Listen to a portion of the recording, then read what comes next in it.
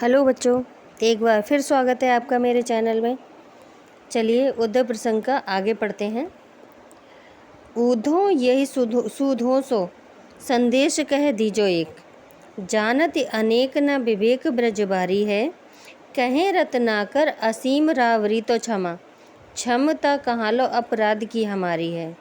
दीजे और ताजन सवे जो मन भावे पर, कीजे न दरस रस वंचित विचारी है।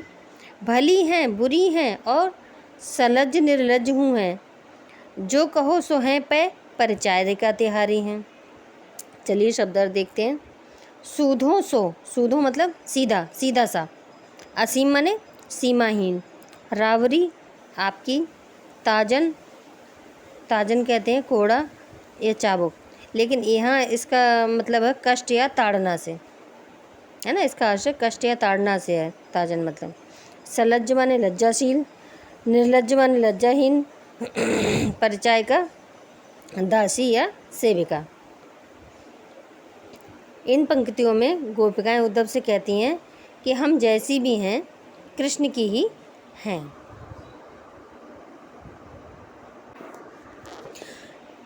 गोपियां कहती हैं कि हे उद्धव, उद्धव ये सूधो सो, हे उद्धव ये सीधा सा संदेश कह दीजो एक, हमारा एक ये सीधा सा संदेश है, जाकर के कृष्ण से कह देना।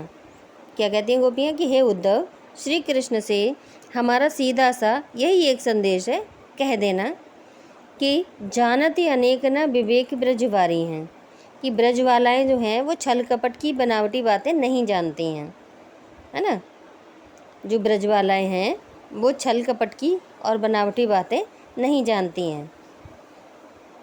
कहें रत्नाकर असीम रावरी तो क्षमा। रत्नाकर कहते हैं, कवि रत्नाकर कहते हैं कि गोपियाँ कह रही हैं कि आपकी क्षमा करने की शक्ति तो अपार है ना। यानी कृष्ण की क्षमा करने की शक्ति तो अपार है, किंतु क्षमता कहाँ लो अपराध की हमारी है, हम में अपराध करने की सामर्थ्य इतनी कहाँ है। यानी कि तात्पर्य ये कहने का कि आपकी तो क्षमा करने की प्रवृत्ति है ना, बहुत अधिक क्षमता है, क्षमा कर सकते हैं आप हर अपराध को, लेकिन हम में अपराध करने की सामर्थ्य नहीं है। भाव ये है कि हम कितने ही अपराध क्यों ना करें, कृष्ण के उदार हृदय के कारण हमें क्षमा मिल ही जाएगी। तात्पर्य ये है कि हमें अपराध करने की इतनी शक्ति कहाँ, नहीं हम में तो इतनी शक्ति नहीं है कि हम अपराध करें, जितनी कि कृष्ण को क्षमा करने की शक्ति है। दीजय और ताजन सवे जो मन भावे, जो भी आपके मन को भाए, है ना। सवे जो मन भावे, जो भी आपके मन को भाए अर्थात अच्छा लगे, वो सभी प्रताड़नाएं हमें दीजिए। ताजन मतलब प्रताड़ना, वो सारी प्रताड़नाएं हमें दीजिए जो आपके मन को अच्छी लगें। परंतु कीजे न दरस रस वंचित विचारी हैं, परंतु अपने दर्शन के आनंद से हमें वंचित मत कीजिए। जितनी भी ताड़नाएं आप हमें दे सकते हैं, जितने भी हमें कष्ट दे सकते हैं दीजिए, लेकिन हे कृष्ण कृपया करके आप अपने दर्शन के आनंद से हमें वंचित मत कीजिए।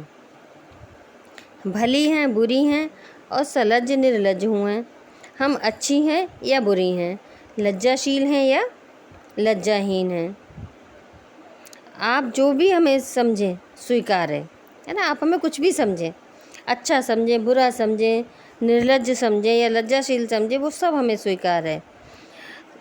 जो कहो सो हैं पे परिचारिका तिहारी हैं, आप जो भी कहें वो हमें स्वीकार है, किंतु ये भी सत्य है कि हम जैसी भी हैं आपकी परिचारिकाएं अर्थात सेविकाएं ही हैं। यानी कि जैसी भी हैं हम आपकी सेविकाएं हैं, अर्थात भाव यह है कि हम अपने समस्त अपराधों के उपरांत भी आपकी कृपा की अधिकारिणी हैं।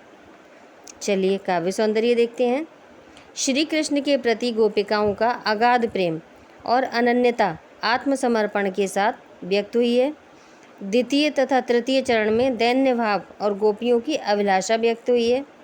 भाषा ब्रज, अलंकार दरस रस में यमक पदमैत्री, रस श्रृंगार, शब्द शक्ति लक्षणा एवं व्यंजना, गुण माधुर्य, छंद मनहरण सवैया।